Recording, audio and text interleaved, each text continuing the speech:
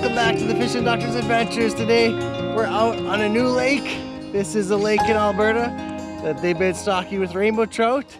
And since it's a new lake, we had to do some searching, drilled lots of holes. Started out in the shallows at first, nothing, we couldn't find anything. Finally in 11 feet, saw one or two fish, kept moving out deeper. And midday picked up the couple out deep, about halfway down or right under the ice. And now it's about, I don't know, 2 p.m. and we just caught a few fish. So let's show you the fish and then I'll keep the camera on and see if we can't catch some more. I'll give you some tips on searching out a new lake for rainbow trout. And there's some tiger trout in here as well. Apparently they put a few in last year. So we'll try to find some of those if we're lucky too, okay? My dad got the first one, but here's another one. This one's on the jaw jacker. This one was on the jaw jacker too. Got the biggest one so far. I lost the big one like this in the hole too. Another rainbow on the circle tackle tungsten jig, the black one. See right there, black with green and yellow spots, tipped with a piece of mealworm. And actually the two earlier came on this peach looking blob. We are keeping this, so this isn't going to be released. Nice fish, right? Nice colorations, a little bit colored up.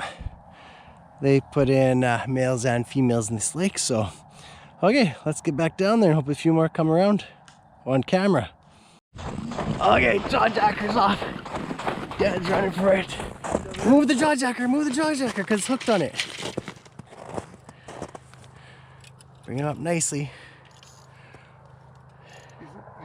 Move the jaw jacker. Huh? What? No. Don't. He's right below the hole, so you don't need to reel really. Just keep the tension on him. Don't let the rod go loose. And then move the jaw jacker so it doesn't get... Yeah, oh, that's a nice one. Oh, that's a big one. That's a big one. Get him out, Dad. What are you doing? Where'd you get him? Oh, you got a big one. You got a big one. On that blob, huh? Here, hold him up. On the blob. Oh, Kidina, look how he ate that blob. That's a big one. Okay.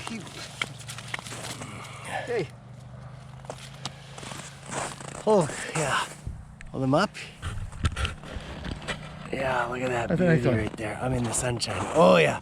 Look how shiny and fat that one is. Yeah. That one's 18 inches. Yeah, that's 18. And it's so fat, man. It's probably 3.5, almost 4 pounds. Okay. Too much action trying to get the jaw jacker set up. And it's just like boom, boom, boom. Jaw jacker's going off like crazy. That's what you want when you're fishing. Okay, let's get this one reset. So when I'm using these jaw jackers for trout, the key is setting the trigger to have the most accurate weight so that you can actually catch those trout when they hit. So you don't want it too tight because they don't always bite that hard, and you don't want it too light so that they just breathe on it and it sets off. So what I do is I take the pressure off the trigger and I tighten the wing nut until it just doesn't fall against gravity, so that you just have to push it down and it'll hold up when that weight is off it. So like you hold this down and you see it doesn't fall down, you have to push it down. You don't want it to just fall down like this. See, like that? That's too loose in my opinion. Some days when they're hitting it really aggressively, you can do it like that. But if they're just hitting it light, eating small bugs, I tighten this up until this thing doesn't fall. See, just like that, so it stays up. And you have to push it down lightly. That's the perfect setting, okay? Do that when you're out trout fishing with your jaw jacker and you'll have better hookup success, okay? Oh, Brad, you got one there. There it goes. Oh yeah, that could be a good one. Oh boy, well, that one's really pulling.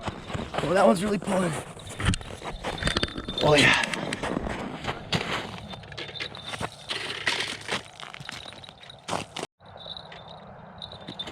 On the jig and jaw jacker, we got this one. Well, it's on the bottom hook. I got 2 hooks above it. I'll just play them real nice. I got that one landed. beauty rainbow trout, jigging jaw jacker just in the wire worms. Move the jaw jacker. Is he gone? There, he's gone. He came back and he bit it again, huh? He came and he hit the blob. The bait got ripped off. We waited, he came back and he jerked it a couple times, but since the jaw jacker was already set off, he didn't hook himself that time. So we got it set back up. Let's see. We gotta wait and see what happens. More action coming. We got one right over here. I just shut the camera off and the jaw jacker went off. Let's see. Oh, he's gone.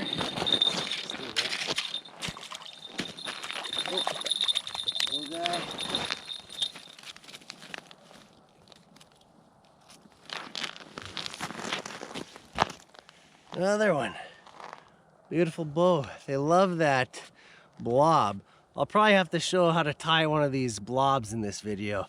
So stick around and I'll show you how to tie one of those super simple flies. And it works amazing. Buddy told me on Instagram and I tried it out for the first time today and it is slaying the trout. Okay, let's tie that blob that I was using in the video. It's such an easy fly to tie and this is all you need. Size 10 egg caddis offset hook, 2XH/2XS, pink or orange brass beads. This is the 7/64 or 2.7 millimeter, and this is the UTC 70 fluorescent pink. These types of frits, okay? There's a lot of different companies that make these. This is the Alchemist one, and this is the one that I was using. This color is the Blob Fritz, and it's called Biscuit, 15 millimeter. But there's lots of other companies and colors. So first, we take our hook, and we thread our bead on there. Just like that. I put the fat side of the bead towards the eyelet, and that way it snugs up nice and close to the eye, but still has plenty of room to tie. Then you put it in the vise. We'll lock it in. There we go, nice and tight. And we'll tie in our thread now. Pink thread. We'll get this arm out of the way. Wrap back along the shank. Get a good thread wrap because you're gonna wrap that blob material in from back to front. Some guys like to put a little tail on it. You can put little sparkly stuff off the back for a tail, different color of crystal flash. But I've tied some like that, but I don't think it's necessary. So go back just to the hook curvature and take your scissors, cut off the tag end, and then we're gonna grab our blob material. I'll wrap forward. You can counter spin your thread to open it up so it lays down flatter on the shank of the hook. I give that a good coating so the blob material doesn't slide around, okay? And pinch it down so that you can just see that little bit of the thread that's on the inside. And you tie that in to your hook shank, cover it down good, wrap over it back a little bit so it doesn't come off. There you go. When you have it like that, then you wrap your thread forwards. I put a couple whip finishes in here just to hold the thread on while you wrap your frits like that. Then put your thread out to the side. And then you can wrap your frits in, okay?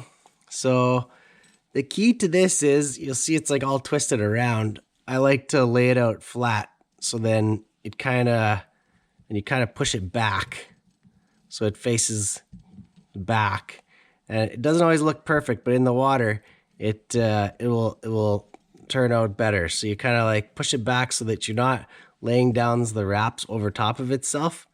And you can wrap it as close or as light as you want, but as in most things in fly fishing, a little more sparse is always the key. So you don't want to pack it in there too much. This stuff really fills out nicely in the water, and you don't need a ton of it on there. So don't over wrap this thing, just like that. That's about it. So I don't know how many wraps that was, 6 or 7 wraps. It's got a little tail on there of its own. And then we tie in this frets here with our thread that's been sitting here.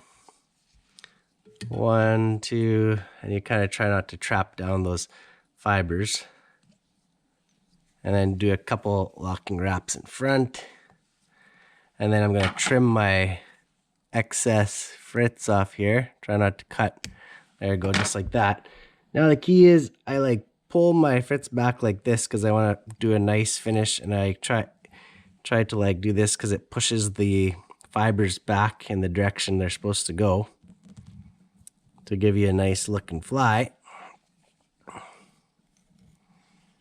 And then, yeah, just put in a few wraps like that, and then you can whip finish. 1, 2, 3.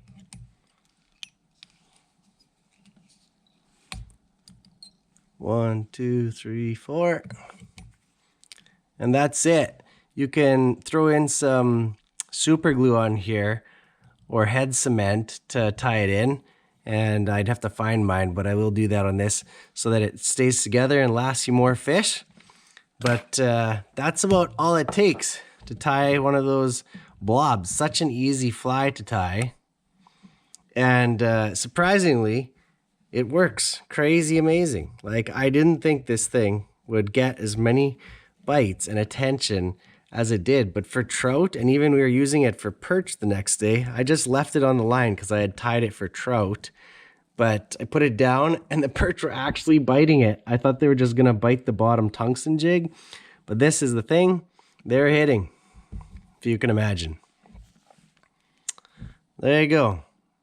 Nice little number 10 blob, just like that. Can you imagine? Fish like eating these things for some reason. It's probably like cotton candy to them.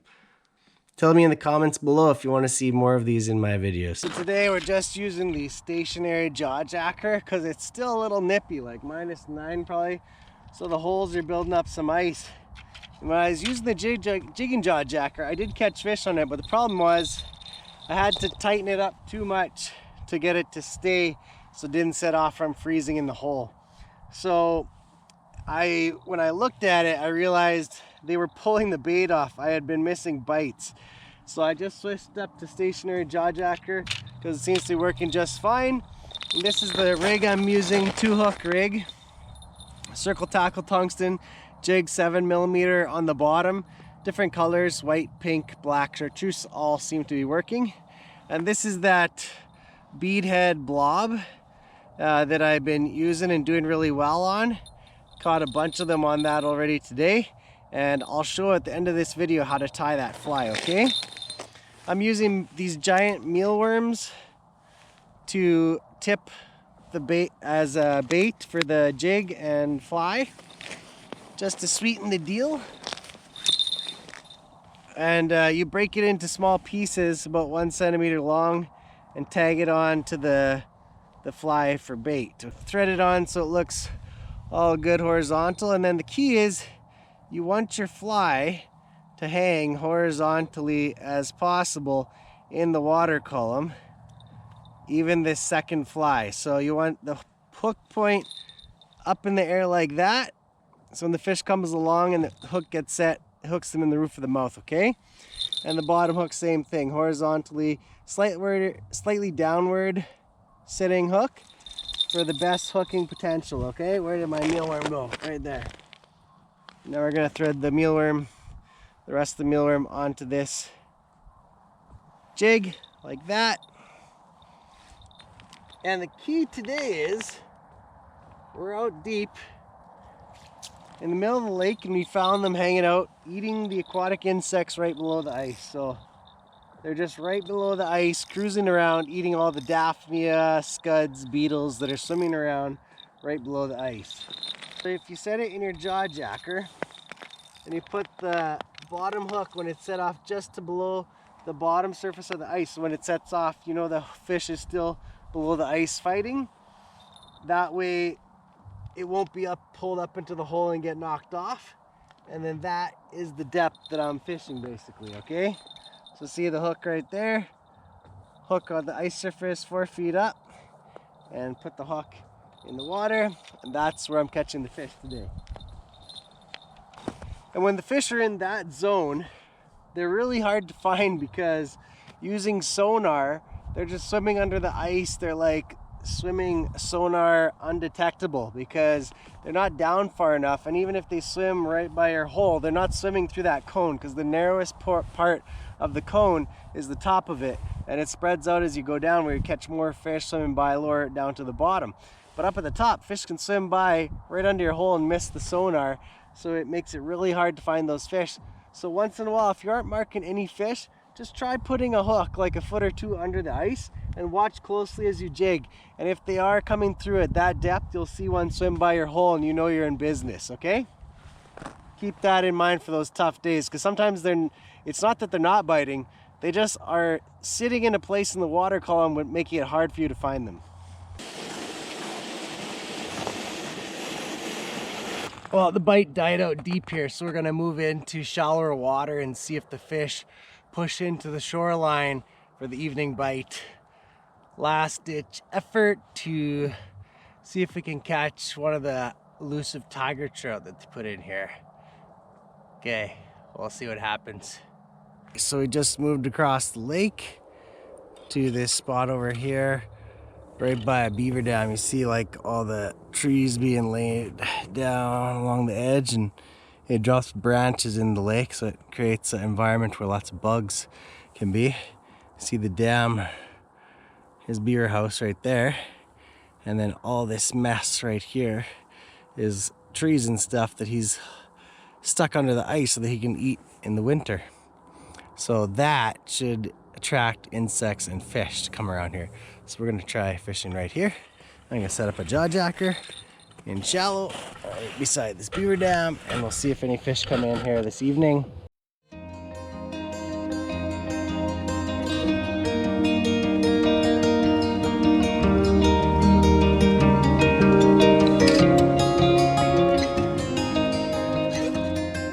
Well, that's it for today. Fishing with the fishing doctor on a brand new lake for us for rainbow trout.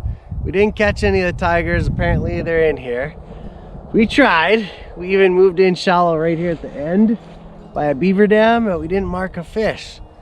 So strange. We fished first thing in the morning really shallow from like 2 feet to 12 feet all over the place. I only saw one rainbow trout cruising over top the weeds down my hole. I watched him come in a few times, but nothing else. We didn't actually start catching fish until we moved out to 20 plus feet of water, in between 20 and 30 feet of water.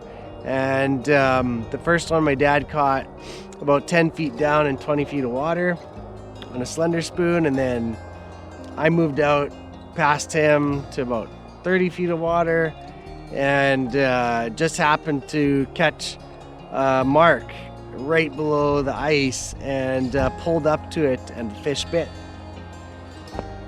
And that's pretty much where we got the rest of our fish, was right below the ice. So some days if you're trout fishing and you're fishing the shoreline and not seeing anything at all, chances are the fish just aren't relating to the shoreline structure for some reason. And in those days you really need to go in search of those fish, because they're still in the lake, even though you don't believe it sometimes. And a lot of times they're either right under the ice or they're out in the middle of the lake. And sometimes they're just laying on the bottom and impossible to find because they're not moving. Those days are the toughest. Thanks for watching. Don't forget to subscribe, hit that like button, share with a friend if you want to, and come out and do some fishing in Alberta. Lots of stocked lakes. You can check out the website online. It shows you all the lakes that they've stocked and with what species. The great thing about Alberta now is they're stocking brook trout, tiger trout, brown trout, rainbows, cutthroat trout. So you have a whole bunch of options, and in a lot of the lakes they stock multiple species, so you never know what you're going to pull up. It makes it a lot of fun. I'll put a link in the description below for you so that you can find those. Alberta Conservation Association, they have a lot of information on their website about these lakes, and then I'll put you a link to the stocking website, okay, where you can pull up the stocking PDFs and look through them to find out where the fish are being placed so that you can find the fish in the winter. Okay, thanks for sticking around. God bless, and go catch a big one.